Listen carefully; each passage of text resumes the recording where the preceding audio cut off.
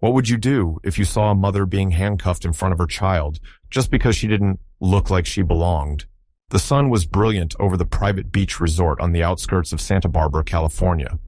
The waves rolled in gently, whispering against the shoreline like lullabies, while palm trees swayed to the rhythm of the sea breeze. It was a place built for rest, silence, and escape. That's exactly what Amara Collins, 29, had come for. She wasn't wearing designer sunglasses or expensive jewelry. Her hair was tied into a simple bun, and she wore a faded olive tank top and denim shorts, her only accessory a silver chain engraved with the initials of her daughter, LC. To most guests, she looked like just another single mother trying to give her kid a weekend of memories. And in truth, that was all she wanted.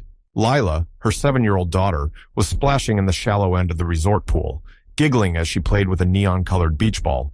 Her brown curls danced with every movement, and her laughter rang out louder than the waves. Amara leaned back into the lounge chair, letting her body melt into the cushion. It was the first time in months she had felt this kind of peace, the kind that doesn't come from sleep or silence, but from watching your child be utterly, blissfully happy. Her phone was turned off. Her service badge and pistol were locked away in the hotel room safe. She wasn't Special Agent Amara Collins today. She was just mom, or so she tried to be. But peace is a fragile thing. A shadow fell across her. At first, she thought it was just the sun shifting through clouds, but then she opened her eyes and saw 2 men in uniformed polos and khakis standing before her. Resort security. "Ma'am," the taller one said, expression unreadable but stern. "Can we ask what room you're staying in?" Amara blinked, surprised. "Room 214, she replied calmly. "Ocean view." The second guard, younger and noticeably tense, crossed his arms. "Do you have your room key or ID?" Amara sat up, shielding her eyes from the sun. "It's in my tote bag, right over there," she said, motioning to the chair beside her. "Is something wrong?" The older guard didn't answer directly. "We've had reports of unauthorized individuals using resort facilities." Amara's voice remained even. "I checked in yesterday. The front desk staff was very helpful, but the younger one added, almost accusingly, "We just need to confirm. Standard procedure." Amara held their gaze. She'd seen this tone before. She'd interrogated men with it. She knew when someone had already made up their mind. From across the pool, Lila stopped playing. She stood motionless in the water, watching the scene unfolding near her mother. Amara forced a soft smile for her daughter. "Go back to playing, sweetheart," she called gently, but the moment was broken. "You'll need to come with us," the older guard said, voice firmer now, "until we can verify your information." Amara's spine straightened. "Excuse me?"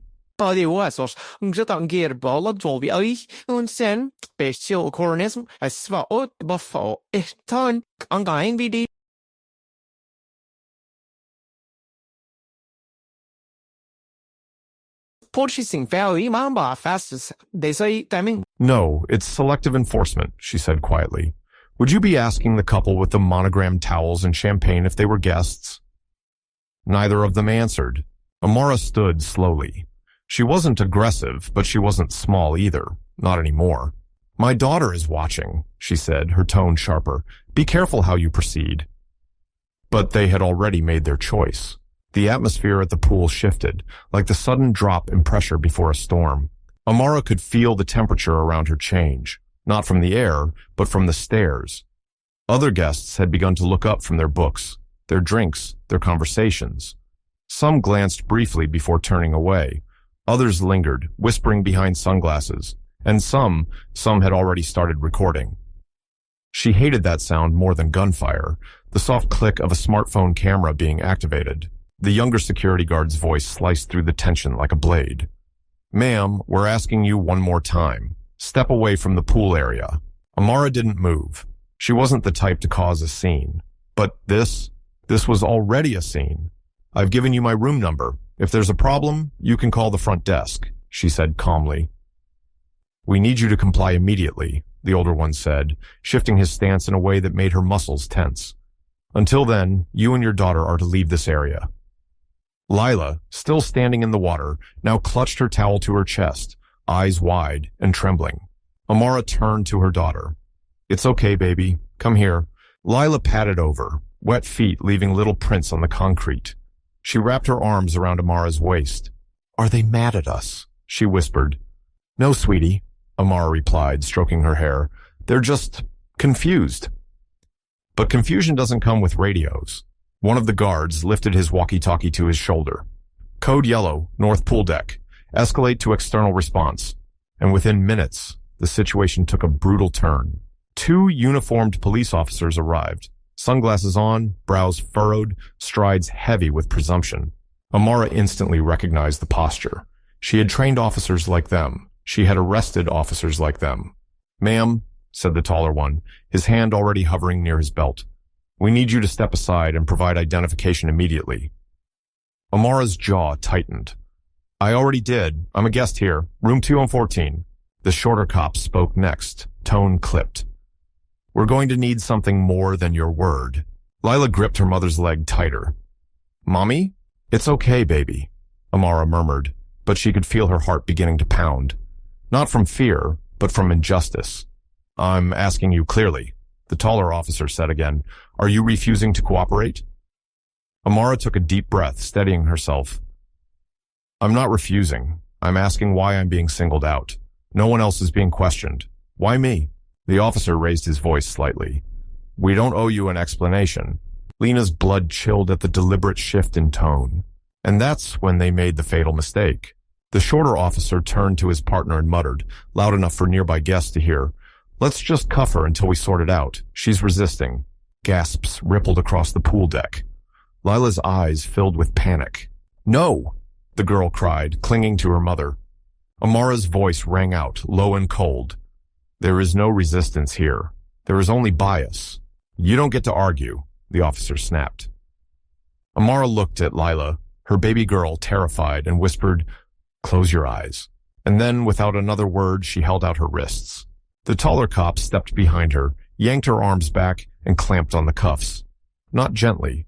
Lila screamed, "Stop! That's my mommy! What are you doing?"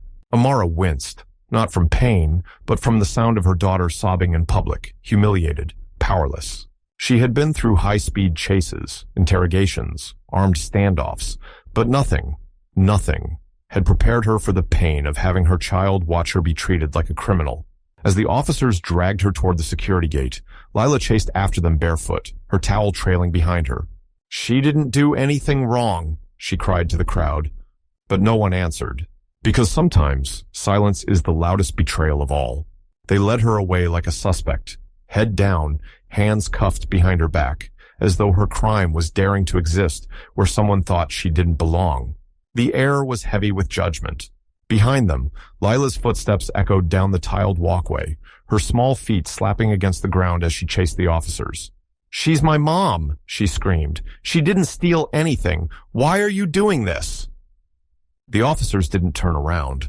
Inside the resort's security office, cold air from an overhead vent hit Amara's damp skin like needles. Her cuffs clinked as she was guided into the sterile space. Metal desk, plastic chairs, a wall of security screens. Still, no one had asked for her version of events. Instead, one of the officers pulled out a tablet and began filling out a report. The other stood guard, arms crossed, lips pursed like he'd already written the ending of the story in his head. But stories don't end that easily. Not hers. Because she was never just a mother in a sundress at the pool. As one officer began reciting her rights, another staff member suddenly burst into the room, panting, flushed, a radio still in his hand. He whispered something urgently to the lead cop. The officer frowned. "You sure?" The staffer nodded. "We just got confirmation. She's on the list." "What list?" the younger cop asked. The answer came not from the staffer, but from a voice in the hallway. "Federal credentials confirmed. Active status, Bureau of Investigation." The room went still. A tall man in a navy blazer entered, flashing a badge that gleamed under the overhead light. His voice was steady, clipped. "I'm Assistant Director Thomas J. from the New York Field Office.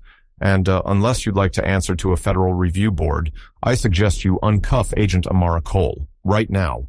The younger cop went pale. "She didn't," no one said. "She never."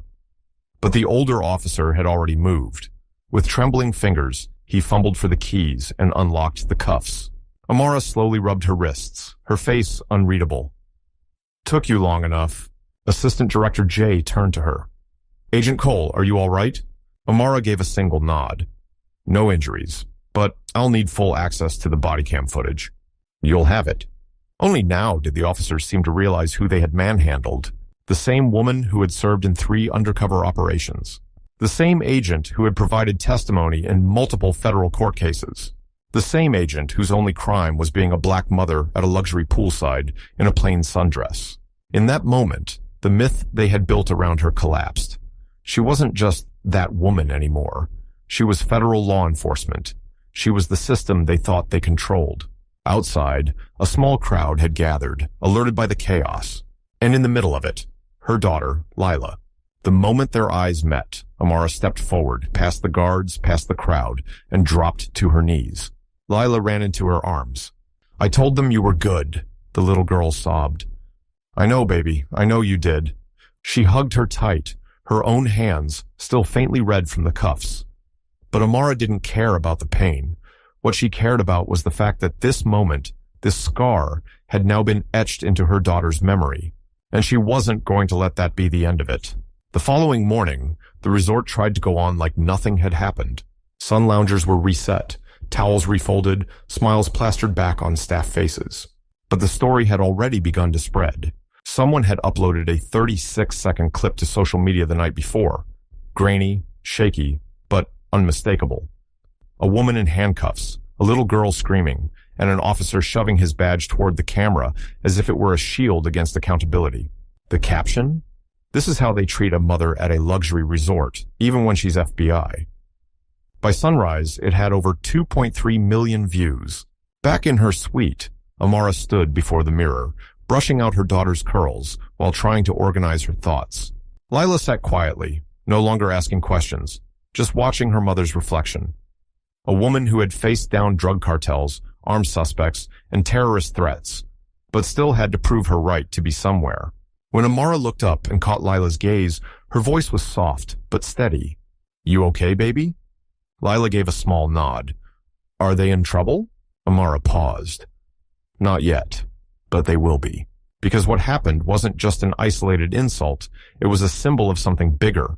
A virus threaded through places like this, beautiful on the surface, rotten just beneath. And today, she wasn't going to play it quiet. She changed into a black blouse, tucked it into clean khakis, and clipped her federal badge to her belt in full view. Then she took her daughter's hand. Let's go talk to management. The resort manager, a graying man named Spencer Moore, was already waiting in the executive lounge when Amara walked in. 3 other executives sat beside him, their expressions nervous but tight-lipped, clearly prepped by PR consultants who had spent all night drafting half-hearted apologies. Agent Cole, Moore began, standing stiffly, we deeply regret. No, Amara cut in. You don't get to open with that word, not before you've heard what I have to say. She stayed standing. I was handcuffed in front of my child. I was accused of trespassing without cause. I was mocked, questioned, and degraded by 2 officers you called without verifying anything. Moore tried to interrupt. Amara raised a hand. And before you attempt to deflect or label it a misunderstanding, let me remind you, this wasn't just about me. It was about what I represented in your eyes, someone who didn't belong. Not because of behavior, not because of threat, but because of how I looked. A younger executive across the table fidgeted. We didn't know you were FBI. Amara leaned forward. You shouldn't have to know that to treat someone with basic respect. Silence filled the room. One of the other managers finally spoke. What do you want from us? Amara stared at them, her tone clear and resolute. 3 things. 1, a full public apology. No generic press release, a real one, acknowledging what happened and why it was wrong. 2, the immediate suspension and review of the officers involved, with clear outcomes made public. And 3, a comprehensive anti-bias training program for every staff member on your payroll, starting this week. Moore blinked. That's significant. No, she said, voice cool. That's the bare minimum. She turned to leave, but paused at the doorway. One more thing, she added. If these steps aren't taken, I won't just pursue legal action. I'll use every platform, every press outlet, and every federal contact I have to make sure what happened here becomes national news. Not because I want revenge, but because you shouldn't get to hide behind chandeliers and palm trees while your guests get humiliated for existing. She stepped out into the bright corridor, the weight of truth trailing behind her like a storm. And she knew it had only just begun. 3 days had passed, and the silence from the resort management, deafening. No apology, no statement, no training plan, no officer suspension. Only one thing had changed. They asked Amara if she'd like to enjoy the rest of her stay, free of charge. She didn't respond, but social media did. The video had gone viral across platforms. National outlets picked up the story. Phrases like FBI mom humiliated on vacation and profiling at paradise dominated headlines. Hashtags trended. Think pieces exploded. Talk show panels debated. And beneath it all, ordinary people, single moms, black parents, law enforcement officers of color, shared their stories in solidarity. Amara read them all. Late at night, after Lila had gone to sleep, she'd sit on the balcony with her laptop open, a mug of chamomile untouched beside her. She read every comment, every message. Some made her cry. Some made her furious. All of them reminded her why she couldn't let this fade away. And that's when she got the email. Subject line, "I saw what happened. Let's talk." The sender, Julian Cross, CEO of Civic Pulse Media, former federal prosecutor, and host of the documentary series System Check. They had met once, years ago, during a joint federal briefing. Back then, Amara was just a rookie agent. He probably didn't even remember her, but clearly, now he did. What happened to you and your daughter should never have happened to anyone. I want to give you a platform, not for outrage, but for reform. Let's film this. Your voice could open more eyes than you think. She stared at the message, heart pounding. She wasn't a public speaker. She wasn't trying to become a viral hero. All she had ever wanted was to do her job, protect people, and give her daughter a normal life. But normal had been ripped away from them at that poolside. And maybe, just maybe, this was what came next. She replied. The following week, Amara sat in a minimalist studio in Brooklyn. Concrete walls, a single leather chair, warm lighting. Julian sat across from her, not as a host, but as a witness. "Tell us what happened," he said simply, cameras rolling. So she did. Every detail. How the security guard singled her out. How the officers ignored her ID. How the cuffs clicked around her wrists in front of her child. How Lila couldn't sleep for days afterward. And how the resort offered her complimentary cocktails and spa credit, as if that erased trauma. Julian listened silently, eyes locked on hers. When she finished, he leaned in. "What do you want people to take away from this?"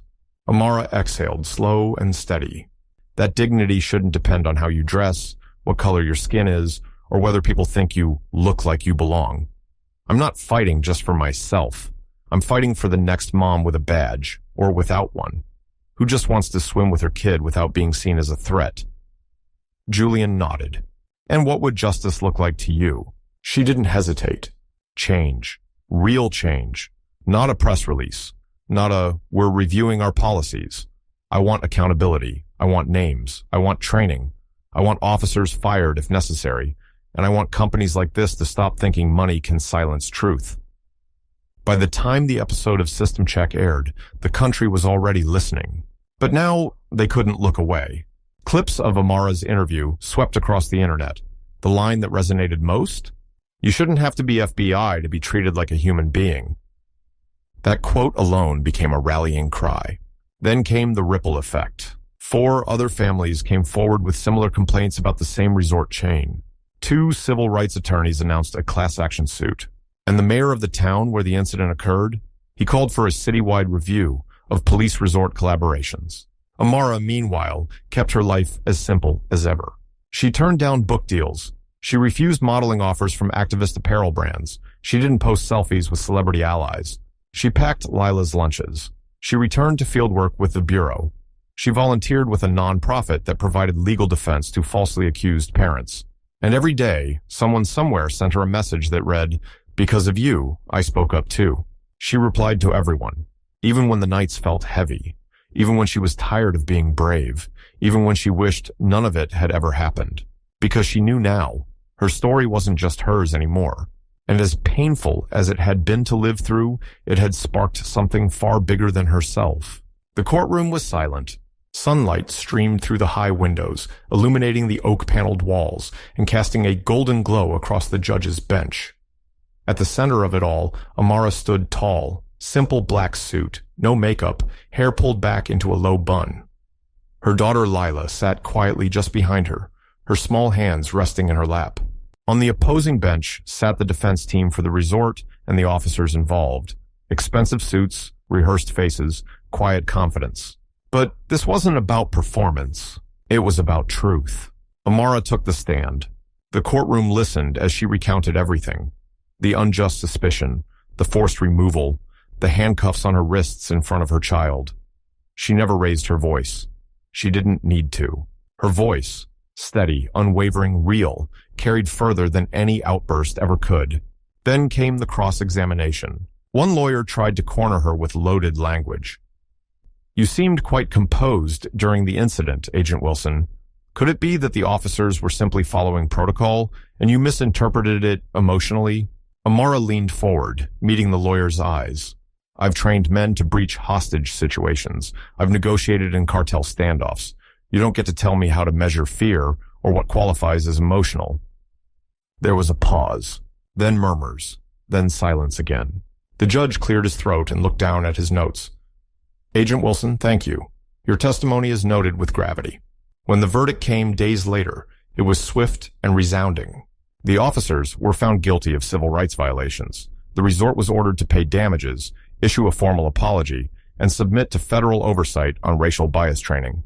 All resort security staff would be reevaluated and retrained, and perhaps most importantly, a permanent record of the incident would remain publicly accessible so that no one could quietly make it disappear. Outside the courthouse, a crowd had gathered. Activists, families, reporters, people who had once been too afraid to speak, now emboldened by one woman's refusal to shrink. As Amara exited with Lila, microphones surrounded her. One reporter shouted, "Agent Wilson, what do you hope people remember most about today?" Amara paused, glanced at her daughter, then looked back into the sea of faces. "I hope people remember this. You shouldn't have to wear a badge to be treated like a human being. You shouldn't have to go viral to matter.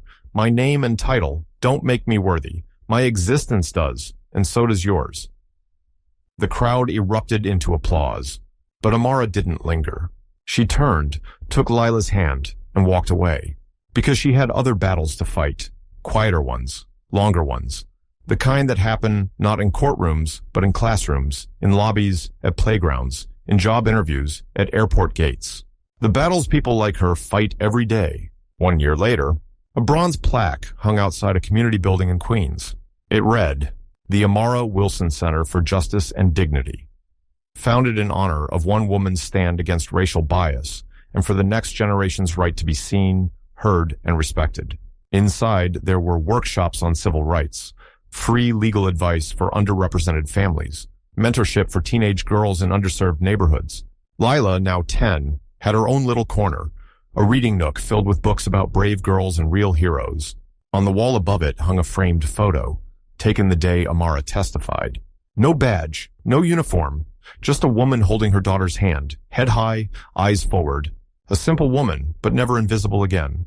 This is the story of Amara Wilson, a woman who was judged by appearance, humiliated in front of her daughter, and forced into a battle she never chose. But instead of breaking, she stood. She fought back. Not with revenge, but with truth, integrity, and the unwavering strength of a mother who refused to let injustice shape her daughter's future. Her story reminds us that discrimination hides behind policy, that bias wears the mask of procedure, and that dignity isn't something anyone should have to earn. It is something no one should ever be denied. If this story moved you, share it. Talk about it. Let your friends, your coworkers, your community know change starts when silence ends. And if you've ever been underestimated, overlooked, or mistreated for how you look, you are not alone. You are not invisible.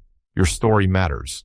Subscribe to Soul-Stirring Stories, because here, every voice counts, every truth finds light, and every story, no matter how simple, can change the world.